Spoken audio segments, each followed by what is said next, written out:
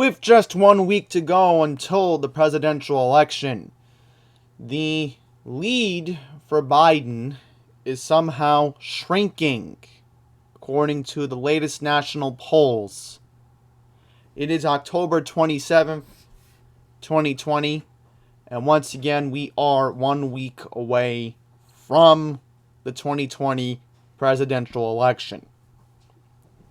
Currently, right now, former Vice President Joe Biden is up nationally, according to 538.com, 9.1%. Now, let's go back to last Tuesday on October 20th. And as you can see here, last time we spoke, Biden had a 10-point lead. The national polls, of course, depending on how far back you look at it, it was narrower back in April. And obviously things have changed. And the biggest lead Biden had was back on October 17th. So that was 2 weeks ago on Saturday. So here we are, once again, 7 days away from the election. We are seeing large turnout of early voting in swing states, noting that we only know the 2 states in the union are doing all mail-in voting, California and New Jersey. But here in New York, it's record-breaking amount of people who have turned out early to vote. And, of course, the absentee, which I did because I didn't want to sit or stand in long lines. So, we'll get into the numbers. And I want to remind anybody, if you are in New York today, and also go on Instagram and make this announcement, today is the last day to ask for an absentee ballot in the state of New York. So, large majority of my viewers, they're in New York.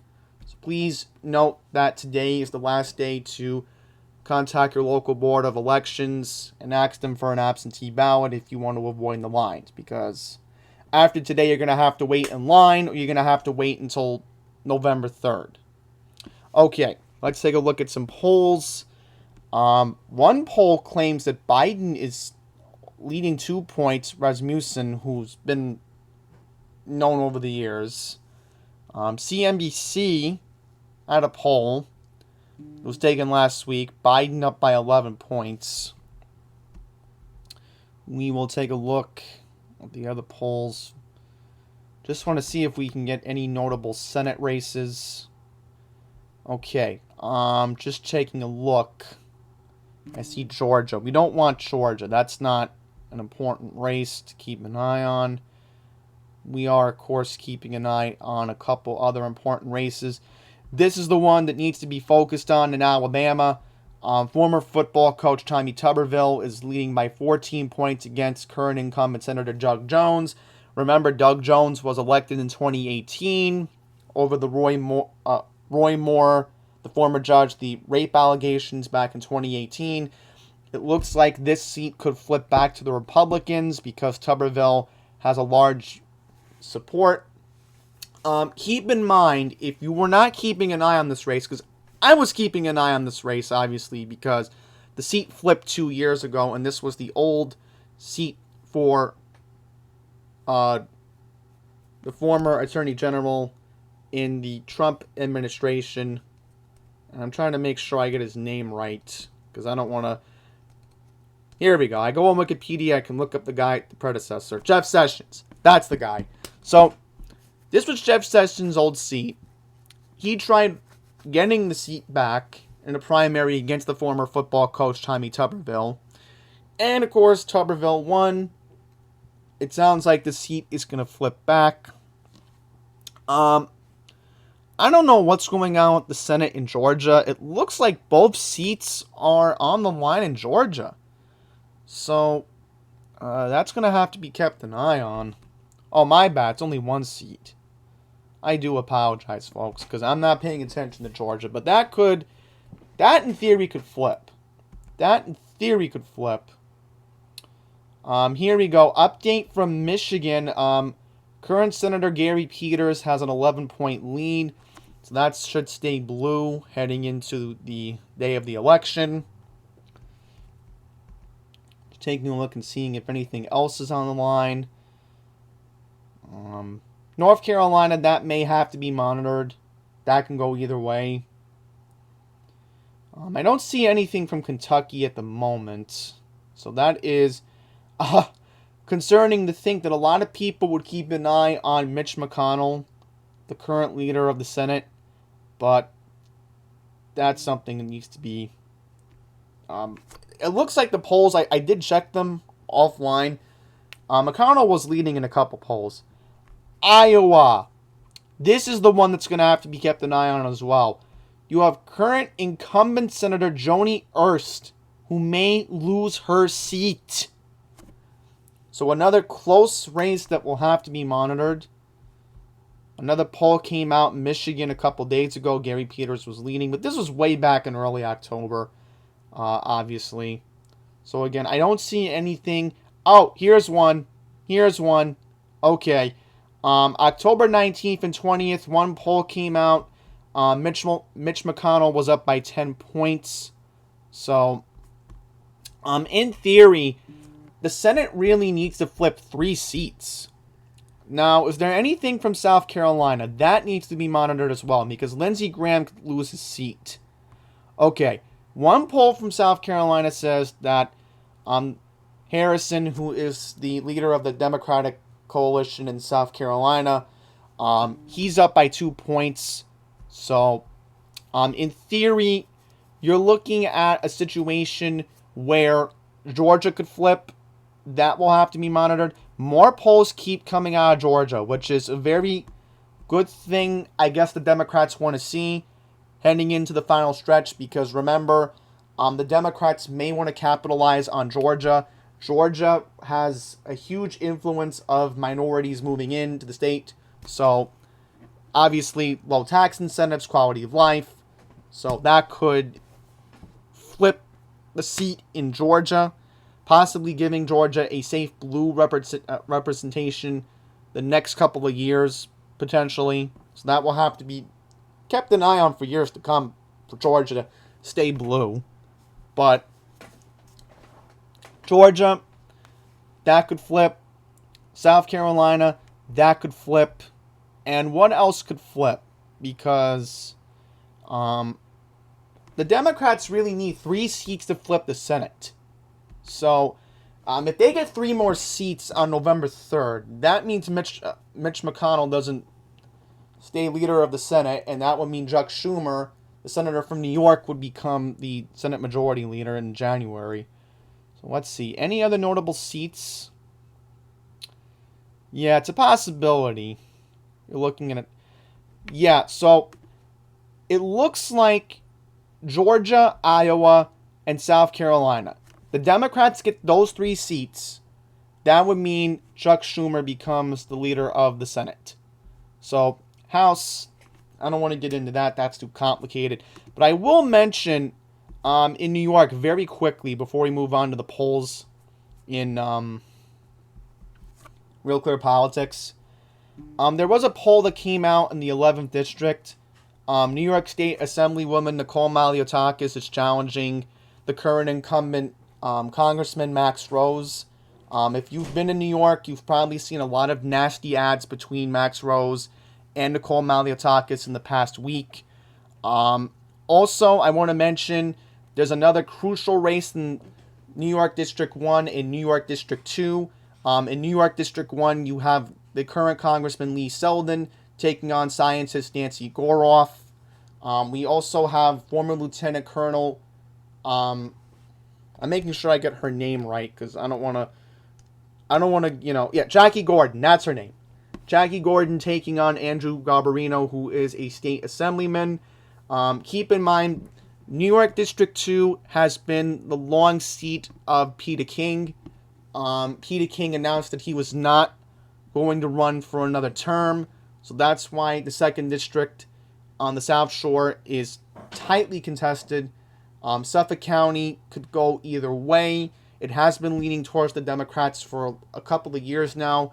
So it looks like both possibly New York District 1 and New York District 2 could flip. Notable thing, there may be a Republican flip in District 11, as I said, with Nicole Maliotakis and Max Rhodes. I can't confirm. NBC4 New York did release a poll. Assemblywoman Maliotakis is up by 6 points. This was back on Sunday. So that will have to be monitored. And that would mean possibly the city of New York would have a Republican representative in Congress, which hasn't happened since 2018, so it could happen. And again, if you're wondering what these nasty ads are about, a lot of them are about the police, of course, obviously what happened over the summer with George Floyd, and they're politicizing on it, which, you know, a lot of people always say, we can't wait until after Election Day for the ads to stop. So it has gone nasty. I will say that. So back to the national polls. And very quickly, I will mention I'm not worried about my congresswoman in the 6th District. Grace Ming should win another term. She's taking on a supposed union member by the name of Thomas Smink. But she's leading in the polls. So I'm not too worried about that. I'm only worried about Staten Island and Long Island, to be honest. If I'm keeping an eye on congressional seats in New York. Okay, back to the polls.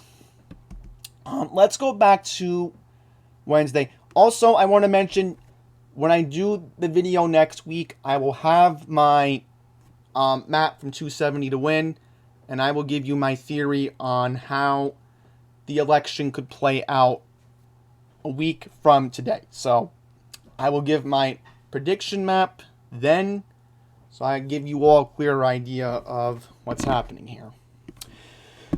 So let's go back to last Wednesday and take a look at a couple of the polls. So the states I would suggest to keep an eye on right now would be Pennsylvania, Wisconsin, Florida, Iowa, Arizona, and possibly Ohio. I would suggest to eliminate Michigan right now, because I think that's going to flip anyway. The Democrats have been pursuing the ground in Michigan. Remember, you have a Democratic governor in Gretchen Whitmer. She's already endorsed Joe Biden. So today the president is in Michigan.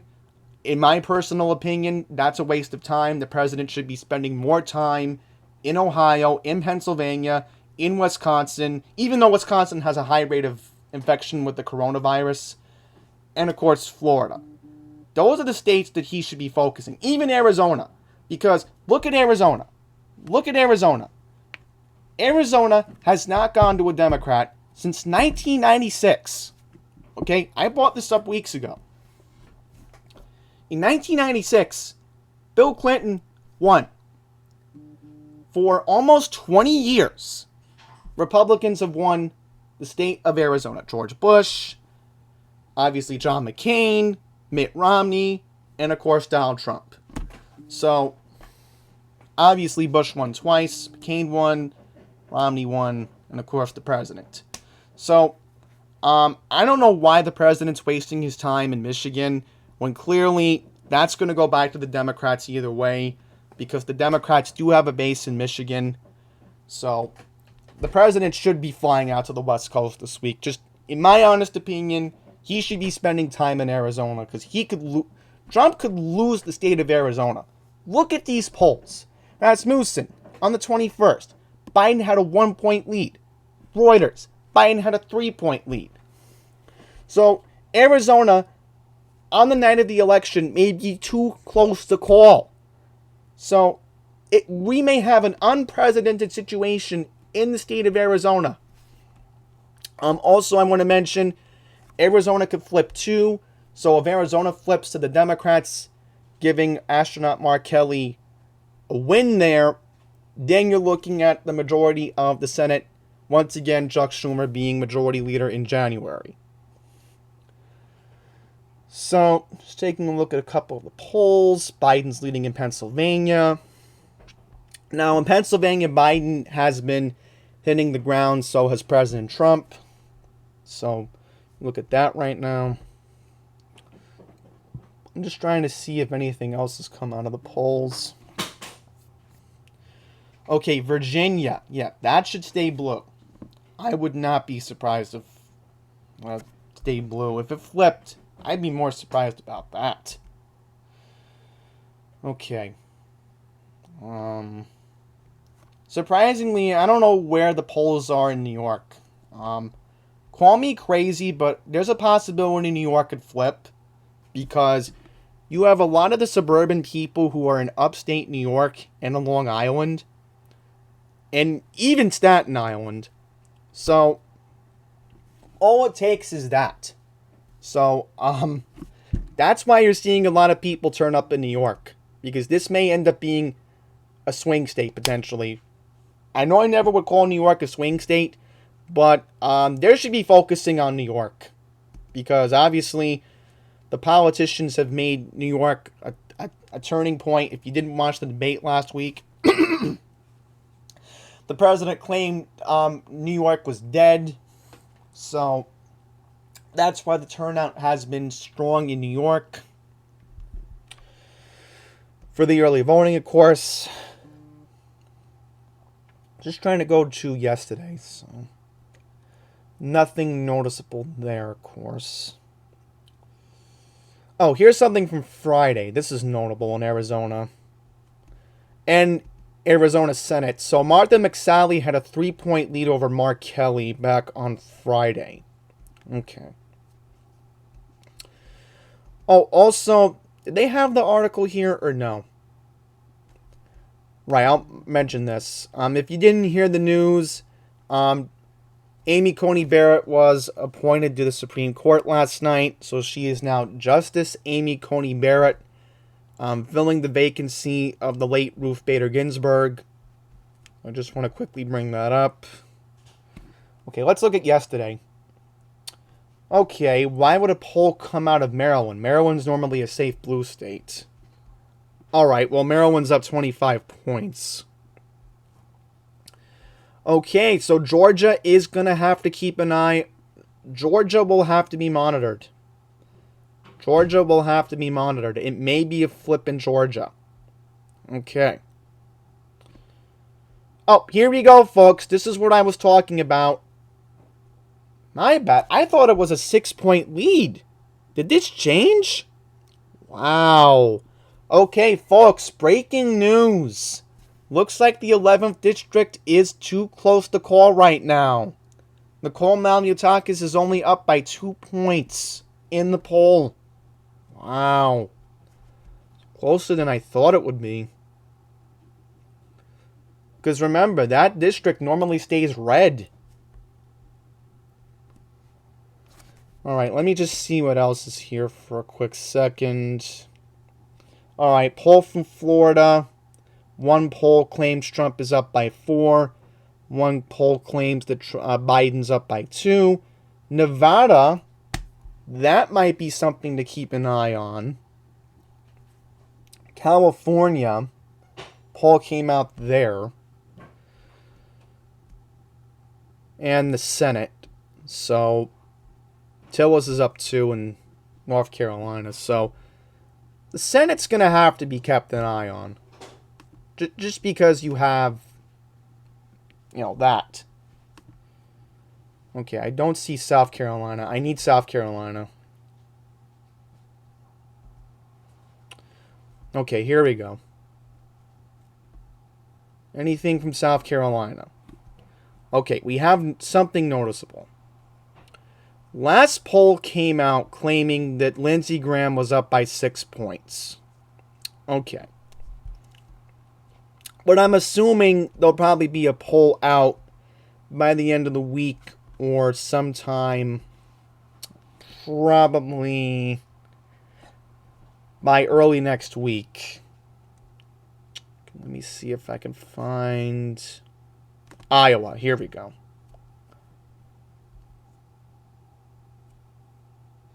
Okay, I don't see anything regarding that. I'll have to try to put the ads back. Hate when they tell me I have to start unblocking ads, but, you know, that's what happens. Okay, where is Iowa?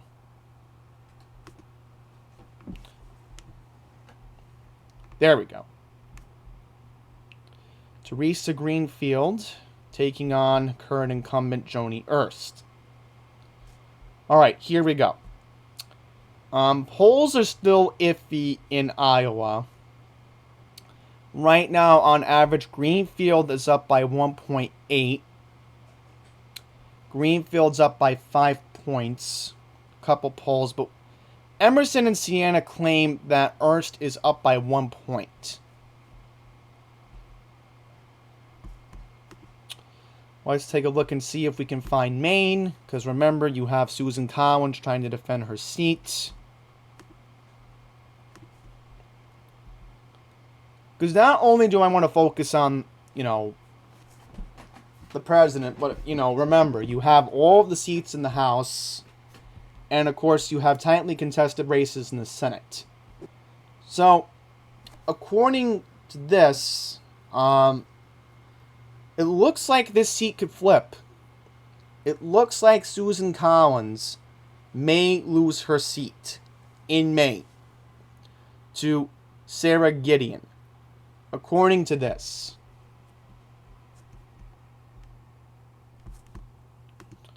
Let's see what else I can find here in Michigan. Gary Peters taking on John James.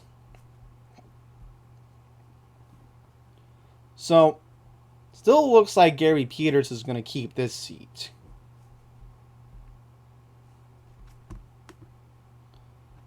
Take a look and see what else I can find here. South Carolina, here we go. South Carolina. But again, nothing from Kentucky. There we go. Okay. Graham is up. Quinnipiac had a couple polls back in September, but that doesn't matter now. New York Times poll matters more. So, again, there should be another poll coming out within the week. And lastly, let me look at Arizona. And let me look at Alabama. But I don't see Kentucky on here. I may have to search for it. Okay, here we go. Here we go. Couple polls do have Mark Kelly up. But one poll from South Sequentia did give Martha McSally a 3-point lead. Now remember, McSally is the incumbent. And let me take a look at Alabama. Because again, this is something that could flip. Alright, so no updated polls in Alabama.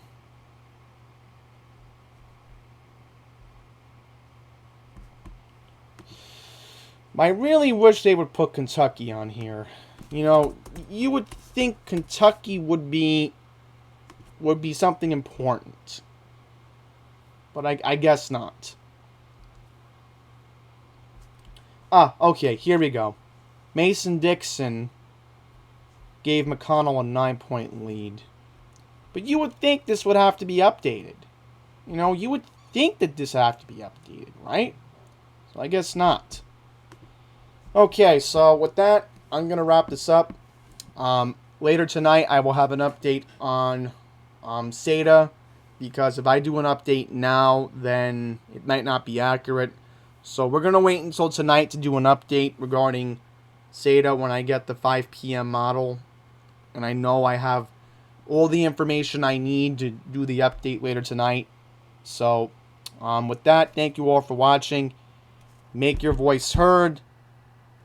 We're only 1 week away from the election. So once again, if you are in New York, once again, today is the last day to apply for an absentee ballot. So until the next one, please take care.